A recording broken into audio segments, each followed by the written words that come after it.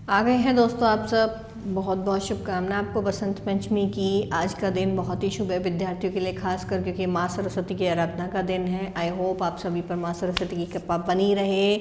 हमारी साथ देने के लिए, हमारे साथ चलने के लिए आपको करना क्या है, बस इतना सा कि आप हमारे चैनल को लाइक और सब्सक्राइब करें, ताकि हम आपके साथ इसी तरीके से इस ज्ञान की जर्नी में, इस ज्ञान की यात्रा में आगे बढ़ते रहें। हम बात कर रहे हैं आरोह भाग 2 कक्षा 12 के पाठ्यक्रम के बारे में। हमने अपने 8 पाठ पूरे कर लिए हैं। आज हम 9वें पाठ के बारे में बात करेंगे और इस पाठ के हम इस वीडियो में प्रश्न उत्तरों की तरफ थोड़ी सी नज़र डालेंगे। ठीक है, प्रश्न उत्तर भी ज़्यादा नहीं है। यहाँ पर इनकी 2 कविताएं दी गई थी, छोटा मेरा खेत और बगुलों के पंख। बहुत सीधी सरल सी कविताएं हैं। लिखी ये कविताएं गुजराती में गई थी, क्योंकि उमाशंकर जी मूलतः गुजराती भाषा के प्रखर कवि हैं। और यहाँ इनका जो अनुवाद है हिंदी में रघुवीर चौधरी और बोला भाई किसने, पटेल ने किया है। गुड, ठीक है, तो चलते हैं आगे। आज हम बात करेंगे यहाँ इनके प्रश्नोत्तर की। चलिए देखते हैं प्रश्नोत्तरों को। प्रश्नोत्तर भी ज़्यादा नहीं है, 2-3 ही प्रश्नोत्तर यहाँ पर दिए हुए हैं इनके। इसके बारे में हम थोड़ा सा देख लेते हैं। ओके, इट्स विजिबल ना? चलिए देखते हैं। बात की गई है कविता के साथ। यहाँ पर पहला जो इनका प्रश्न है, छोटे चौकोने खेत को कागज का पन्ना कहने में क्या अर्थ निहित है। ठीक है, अब सिंपल सा एक जो मूल भाव इसका था कि जो कवि कर्म है उसको किसान के कर्म से यहाँ पर, उसकी किसान के कर्म से यहाँ पर तुलना की गई है। तो इस तुलना करने में जिस तरीके से जो जो कार्य किसान अपने खेत में करता है, कि पहले वो बीज बोता है, फिर उसकी सिंचाई करता है, उसको खाद देता है, कीटनाशक डालता है, जब उसमें से पौधों में से अंकुर निकल आते हैं तो वो उनकी देखभाल करता है। ठीक है, फिर उसमें पत्ते निकलते हैं, पत्ते निकलने के बाद उनमें फूल निकलते हैं, फूल से फल बनते हैं, और जब एक निश्चित अवधि के बाद उसकी जो बोया गया बीज था वो एक फसल के रूप में पूरा परिपक्व हो जाता है, तो उसकी कटाई कर देता है। ठीक है, तो ये जो किसान का कर्म है, जो वो एक चौकोने जो एक खेत पर करता है, तो यहाँ जो कागज का पन्ना है जो इस शेप में होगा समथिंग।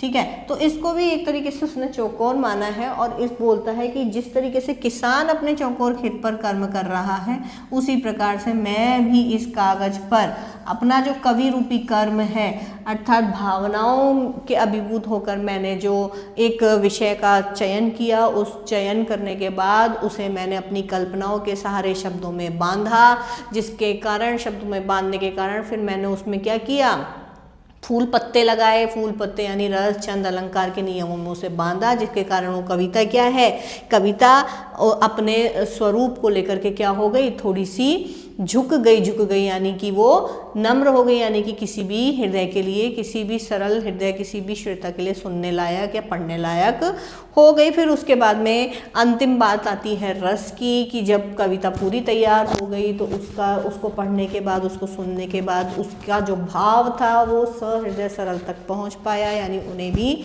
उसके रस की अनुभूति हुई। तो ये इसका कर्म था। और उसके बाद जब वो पूरी तरह से तैयार हो गया, रस मतलब रस पक्के, या कह दीजिए कवि की जो कर्म है कविता के रूप में, जब वो पूरी तरह से तैयार हो गई तो उसकी कटाई का मतलब है उसे पढ़ना। तो जब लोग उसे पढ़ने लगे तो वो एक ऐसा अक्षय पात्र बन गई जिसकी रस कभी ख़त्म नहीं होता, जिसकी रोपाई तो होने में थोड़ा सा ही टाइम लगा, लेकिन उसकी कटाई निरंतर भी होती रहे तो भी वो लुटने में कभी, मतलब उनका जो कवि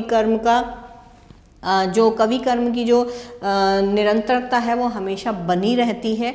उसके रस का पान करने के लिए किसी भी बंधन की आवश्यकता नहीं होती। ठीक है, यहाँ पर चूंकि किसान का कर्म सीमित है, लेकिन कवि कर्म की यहाँ पर कोई सीमा बताई नहीं गई है। ठीक है, तो याद रखें आप ये। नेक्स्ट, ओके, नेक्स्ट की बात करें तो बस यही है, इसमें यही अर्थ है कि ठीक है। अब रचना के संदर्भ में अंधड़ और बीज का अर्थ क्या है। रचना के संदर्भ में यानी कवि कर्म के संदर्भ में, रचना यानी कवि का जो कर्म है। अंधड़ को मैंने आपको बताया था, आपने व्याख्या पढ़ी होगी तो बताया था, अंधड़ यहाँ पर किसका है, भावनाओं का अंधड़ है, विचारों का अंधड़ है। एक कवि के मन में कई तरह के भाव उठते हैं, उसे कई चीजें उद्वेलित कर जाती हैं, कई प्रसंग उसे उद्वेलित कर जाते हैं, जिसके कारण उसके मन में होता है कि मैं इस चीज पर भी कुछ बोलूं, मैं इस चीज पर भी कुछ बोलूं। तो अंधड़ होता है, भावनाओं का तीव्र वेग आता है जिसमें बहुत सारे विचार उमड़ घुमड़ कर उसके मन में उठने लगते हैं, तो वो तो है अंधड़। और बीज, बीज क्या है? एक विषय विशेष है, इसको आप ऐसा कर सकते हैं। वो जो बीज है वो एक विषय विशेष है कि उसने अब सारे भावों में से एक भाव को सेलेक्ट कर लिया, एक विशेष प्रकरण को सेलेक्ट कर लिया है कि अब मुझे क्या करना है, अपना कवि कर्म इसी के ऊपर करना है, वो उसका बीज है। ठीक है, नेक्स्ट बात करते हैं, रस का अक्षय पात्र से कवि ने रचना कर्म की किन विशेषताओं की, देखिए रचना कर्म की किन विशेषताओं, अक्षय पात्र का मतलब होता है, सबसे पहले तो आप ये बताएंगे कि अक्षय पात्र से तात्पर्य ये है कि जिसमें जिस पात्र वो उस पात्र में जो भी रखा गया है अक्षय पात्र में वो कभी भी समाप्त नहीं होता, यानी कि आप अक्षय पात्र में रखी हुई सामग्री का अनंत काल तक उपयोग कर सकते हैं।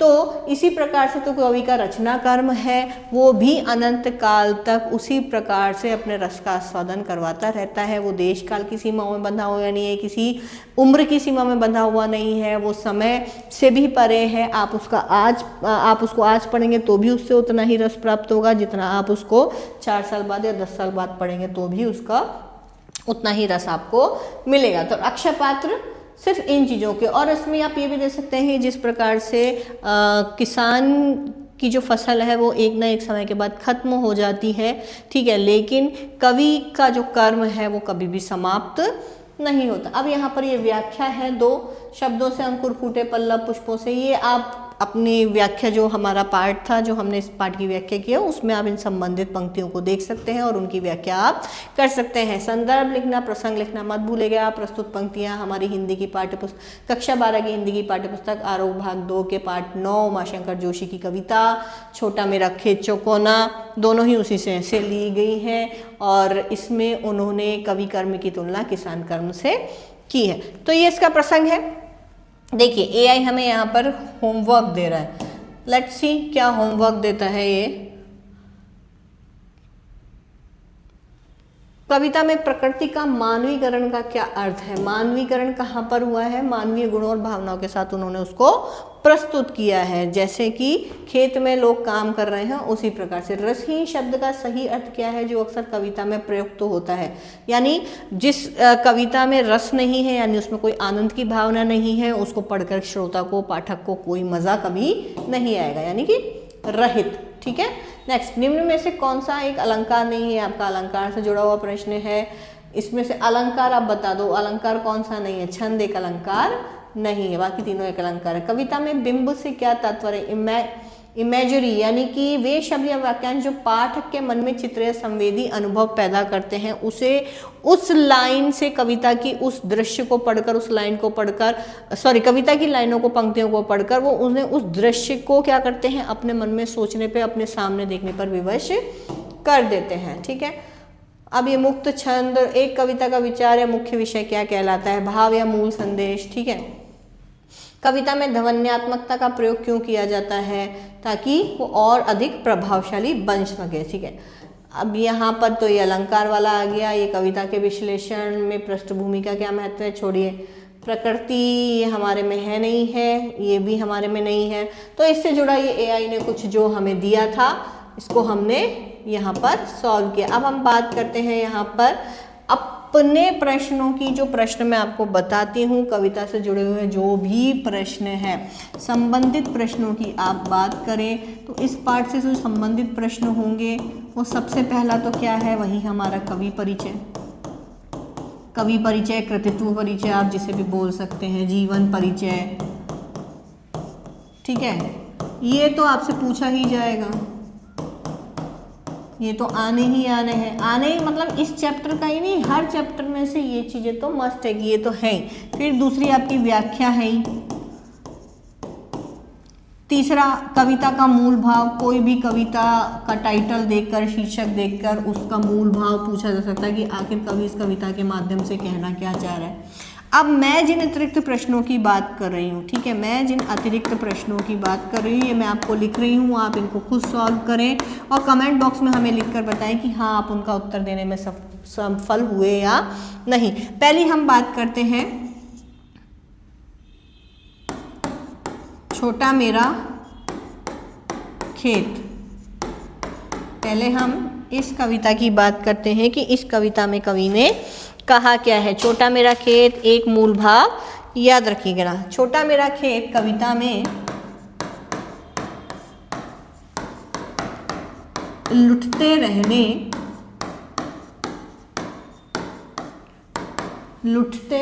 रहने यहाँ तक दिख रहा है ना, लुटते रहने से कम नहीं होती, लुटते रहने से कम नहीं होती, एवं रस अलौकिक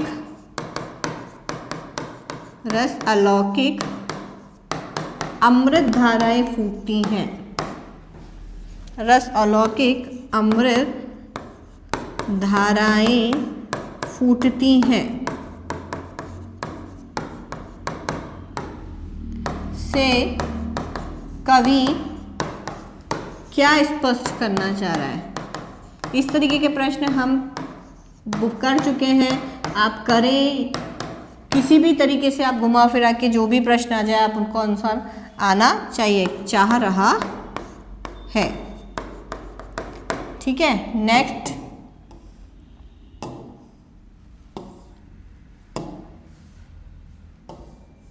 की हम बात करें तो दूसरे की बात करते हैं। तो दूसरा हमारा जो प्रश्न है वो है, दूसरी जो हमारी कविता है वो है बगुलों के पंख। बगुलों के पंख कविता में वर्णित, बगुलों के पंख कविता में वर्णित सौंदर्य, बगुलों के पंख कविता में वर्णित सौंदर्य को अपने शब्दों में अभिव्यक्त कीजिए। अपने शब्दों में अभिव्यक्त कीजिए। ठीक है, ये दो प्रश्न हैं, आप कीजिए। आप करेंगे तब आपको पता चलेगा, क्योंकि जब तक आप प्रैक्टिस नहीं करेंगे आपको चीज़ों का ज्ञान नहीं हो पाएगा। तो पढ़ते रहें, लिखते रहें। बहुत ही सरल दो कविताएं थी, ज़्यादा क्वेश्चन आंसर इसमें किताब में दिए हुए नहीं है, लेकिन संबद्ध करके वो कहीं ना कहीं से आपसे प्रश्न पूछ सकता है। तो उन प्रश्नों की तैयारी भी आप अपने दिमाग में रखें और हमारे साथ जुड़े रहने के लिए हमारे चैनल को लाइक सब्सक्राइब करें, अपने दोस्तों के साथ विचार विमर्श करते रहें। अगर कुछ होता है तो आप अपने आप को उस तरीके से तैयार करें कि किसी भी परिस्थिति में आप किसी भी प्रश्न का उत्तर देने के लिए हमेशा तत्पर रहें। ठीक है, मिलते हैं नेक्स्ट वीडियो में, तब तक के लिए बाय बाय।